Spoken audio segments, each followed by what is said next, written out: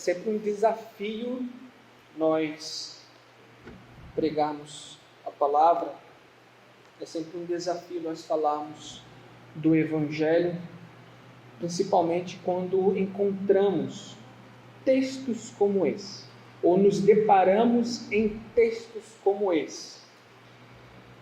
Aqui nós vemos uma clara lição que Deus estava dando ao povo de Israel. O povo de Israel, ele havia se desviado, bem como também os sacerdotes. E nós vemos uma repreensão muito aguda da parte de Deus por conta desses desvios. Se nós lermos o capítulo 4 inteiro, nós vamos ver o que o povo estava fazendo. O povo, ele estava se conformando aos seus erros, buscando cisternas rotas, outros caminhos, que não eram o caminho de Deus. E no versículo de número 6, ao qual nós lemos, eu acredito que é o versículo mais destacável do capítulo de número 4, nós vemos então a repreensão master, supra, de Deus. E um dos pontos que mais é frisado nesse versículo, nesses trechos, nessas poucas palavras, é sobre o conhecimento de Deus. E é exatamente por conta de não buscar conhecer a Deus, era exatamente por conta de deixar ou desprezar o conhecimento de Deus, que Israel estava se desviando. Nós vemos isso no decorrer do Velho Testamento. O povo deixava de buscar a Deus, deixava de lembrar dos seus mandamentos, se afastava de Deus, adorava outros deuses, faziam para si outros ídolos, cultuavam de outra maneira a qual Deus não se agradava. Então Deus avisava, mandava um profeta para avisar o povo que eles estavam em pecados e que se eles continuassem em pecado, vivendo em pecado, eles sofreriam a punição devida por conta do seu afastamento. Então, nós vemos aqui o ponto central de uma vida com Deus.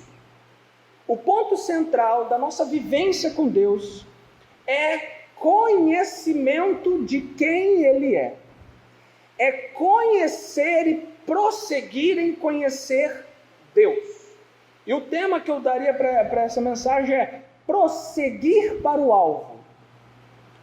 O que é prosseguir para o alvo? É continuamente andar com os seus olhos fixos no seu objetivo.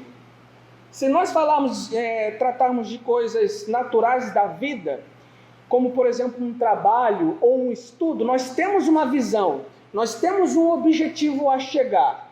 E por conta desse objetivo nós traçamos um caminho e vamos nesse caminho até o objetivo final.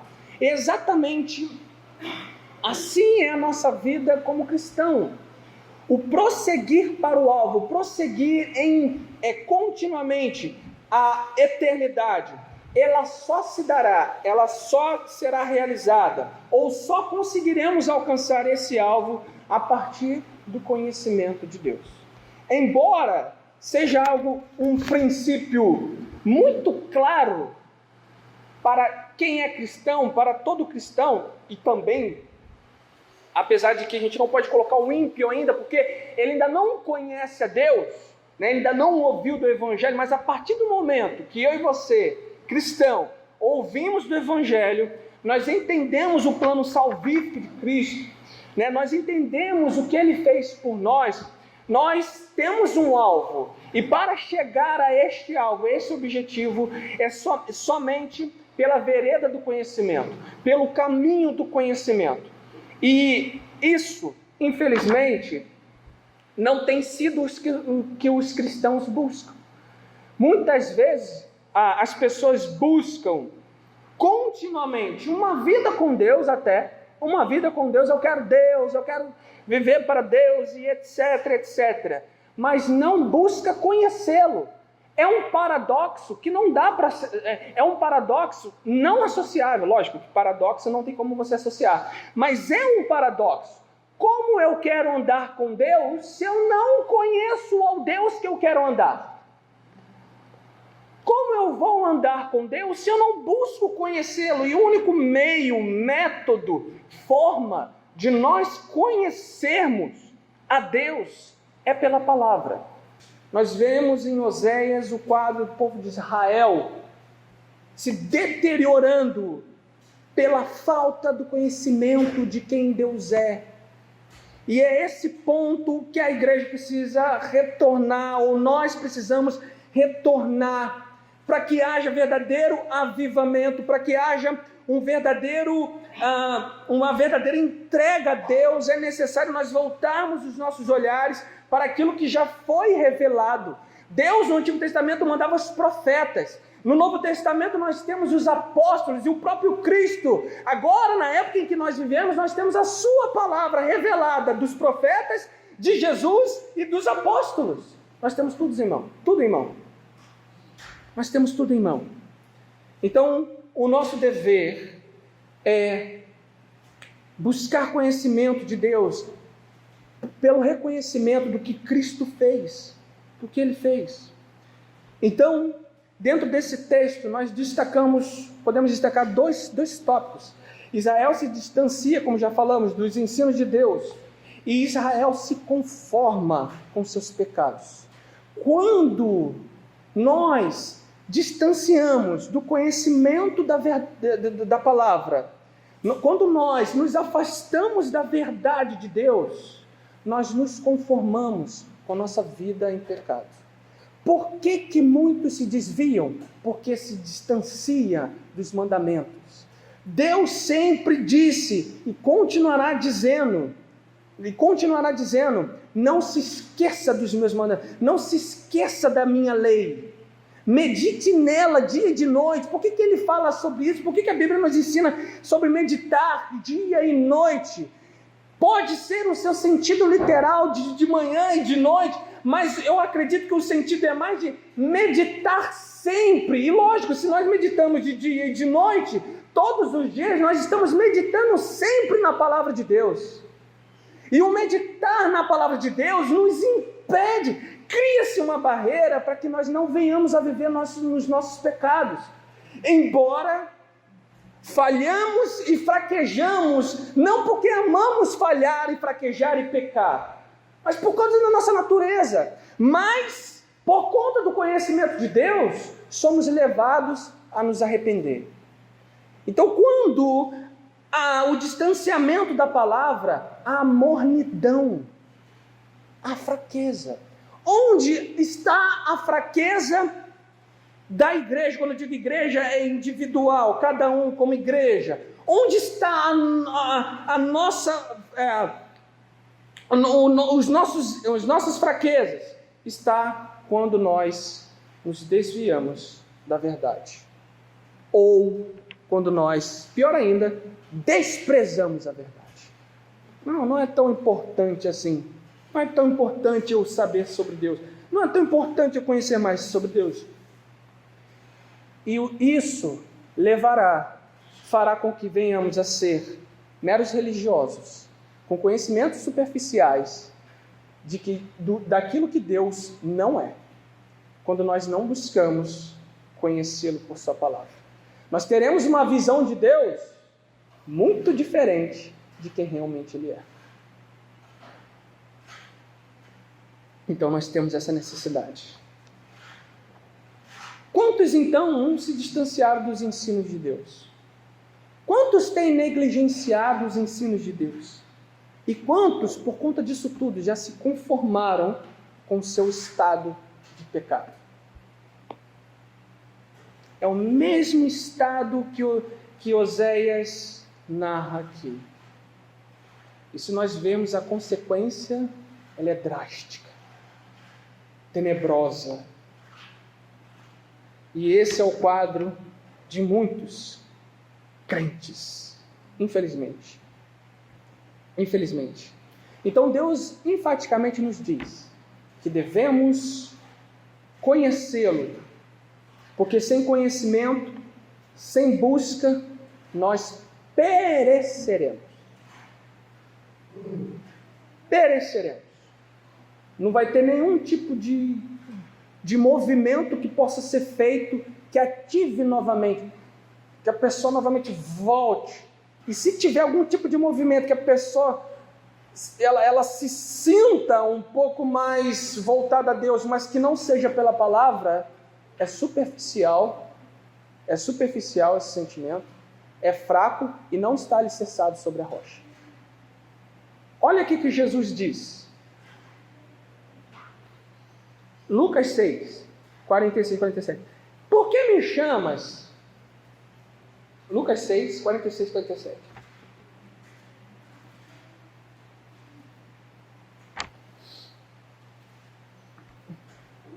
Ele diz: por que me chamas Senhor, Senhor, e não fazeis o que eu digo?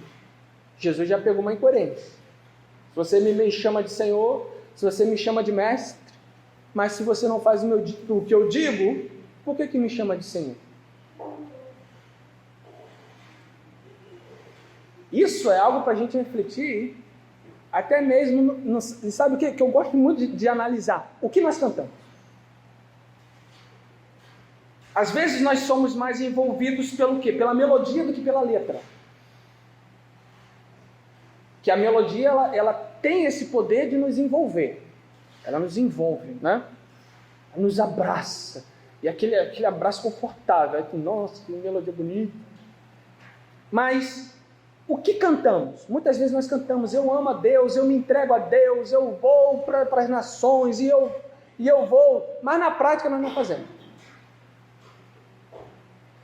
Aí é exatamente o que Cristo está fazendo aqui. Ele está dizendo: olha, vocês me chamam de Senhor.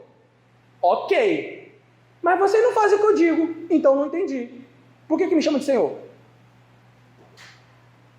E aí no versículo que vem após, ele diz: todo que vem a mim, ouve minhas palavras. Então, são 3 tópicos aqui. Todos que vêm a mim, veio a mim, ouviu minhas palavras, e a põe em prática, mostrar-vos-ei a quem é semelhante. Aí ele vai falar: esse que ouve, que vem a mim, que ouve e que põe em prática, é semelhante ao quê? Ao homem que construiu uma casa, cavou, aprofundou e pôs os alicerces sobre a rocha. Isso é comum numa construção de um edifício, de uma casa. Você vai até a rocha mais firme, né, para que a estrutura possa ser suportada. O que você vai colocar nessa casa ou nesse edifício, para que ele possa suportar. Então Jesus diz: cavou, aprofundou e pôs os alicerces sobre a rocha. E quando veio uma inundação, aí ele dá o exemplo de algo que pode sobrevir a uma construção. E nesse caso ele diz: e quando veio uma inundação, a correnteza arrojou-se contra ela, se pôs contra ela, foi contra essa construção, contra aquela casa, mas não teve força suficiente para estremecê-la, para fazer com que esta casa viesse a cair. Por quê? Porque ela estava edificada sobre a rocha. O que isso tudo significa? O que isso tudo significa? Ele está assemelhando o homem que busca o conhecimento de Deus, que buscou o conhecimento nele, para que quando vier adversidades, problemas, tribulações e uma série de coisas que serão marcas da nossa vida aqui na terra, não seja suficiente para nos tirar do caminho e nos tirar os olhos que estávamos fixados no alvo. Essas coisas não são suficientes para nos abalar. Portanto, aquele que conhece, que busca conhecimento de Deus, que prossegue no conhecimento de Deus e avança nisso, ele se torna um edifício mais forte. Ele se torna um cristão mais forte, não por si mesmo, mas por conta do Espírito de Deus.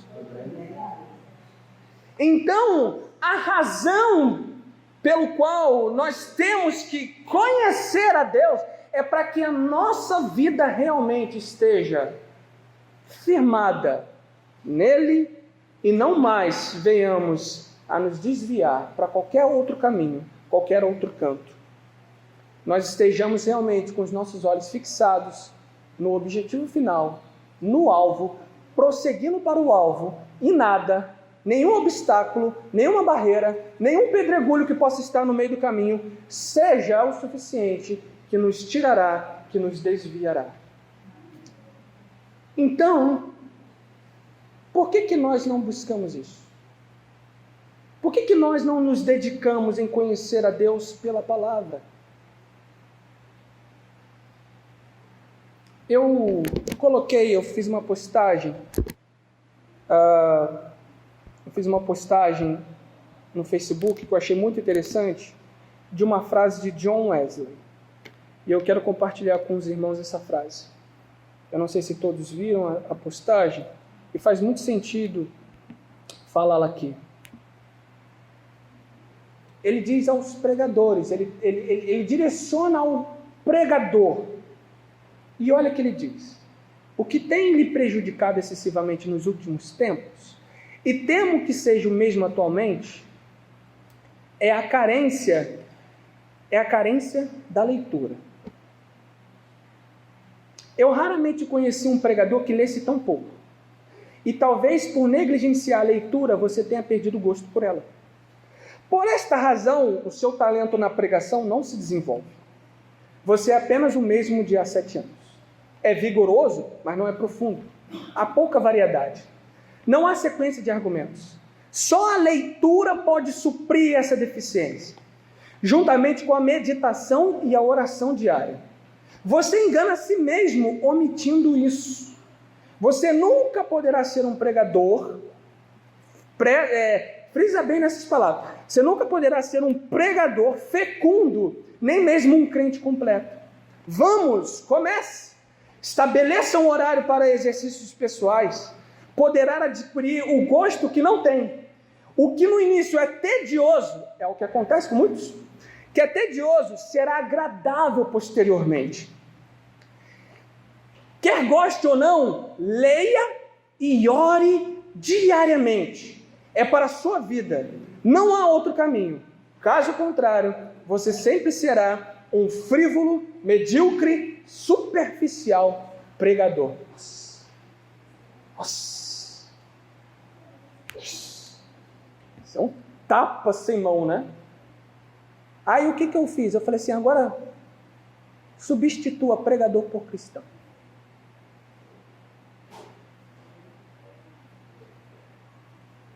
Todos nós devemos passar tempo com Deus na leitura da sua palavra, na meditação dela e na oração.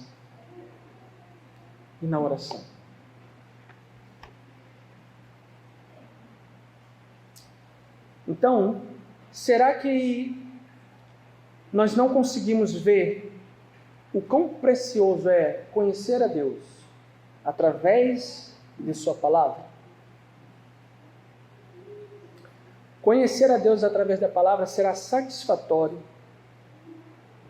e conhecê-lo através da palavra é a nossa demonstração de amor para com Ele.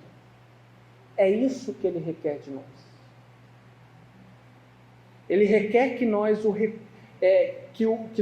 o conheçamos por aquilo que Ele já deixou como revelação suprema, sua palavra. Conhecer a Deus será desejável e será empolgante. Os nossos corações, ele precisa estar voltado sobre isso. A palavra deve ser suficiente para uma caminhada cristã salutar, sadia. Por quê, Felipe? E já estamos encerrando. Porque será cobrado de nós essa capacidade que nós temos e a disponibilidade que nós temos de conhecer a Deus, mas muitas vezes nós não fazemos. Israel tinha a lei. Israel tinha os profetas. Tinha os sacerdotes, que também se corromperam, né? Não haveria desculpas.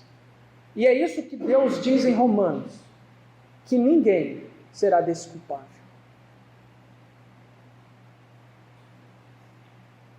Não haverá desculpas diante de Deus.